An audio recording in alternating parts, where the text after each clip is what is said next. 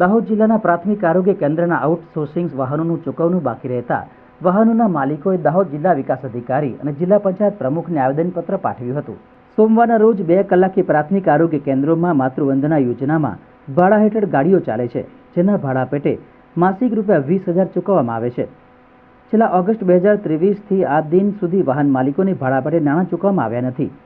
લેખિત મૌખિક અધિકારીને રજૂઆતો કરવા છતાં પણ કોઈ યોગ્ય જવાબ આપતા નથી અને એજન્સી દ્વારા પણ યોગ્ય જવાબ મળતો નથી. બંને એકબીજા પર જવાબદારી નાખે છે, જેને લઈને આજરોજ વાહન માલિકો એકઠા થઈ દાહોદ જિલ્લા વિકાસ અધિકારી અને દાહોદ જિલ્લા પંચાયત પ્રમુખ કરણસિંહ ડામોરને આવેદનપત્ર પાઠવી નાણાં વહેલામાં વહેલી તકે નાણાંની ચૂકવણી કરવામાં આવે તેવી વિનંતી કરી હતી. પગાર 6 મહિનાથી પગાર થતો નથી, એના માટે આજની રિક્વેસ્ટ કરી. સાનો પગાર? પીએચની ગાડીઓ. કેટલી ગાડીઓ છે આશરે તમારી? 40 થી 45 ગાડી. કાયમ એવું થાય? કાયમ આ પ્રોબ્લેમ રહે છે. પગારને કોઈ વ્યવહાર તહેવારે અમારો પગાર થતો નથી. પેમેન્ટ આઉટસોર્સિંગ ગાડીઓ માટેનું પીએસસી અમારે કરીબન 45 જેટલી ગાડીઓ છે. 6 મહિના 6-7 મહિના. હાલ અમે ડીડીઓ સરને મળ્યા છે અને જિલ્લા પ્રમુખ શ્રી સાહેબને મળ્યા છે. તમારી સમસ્યાનો હલ કરી આપીશું થોડા સમયમાં.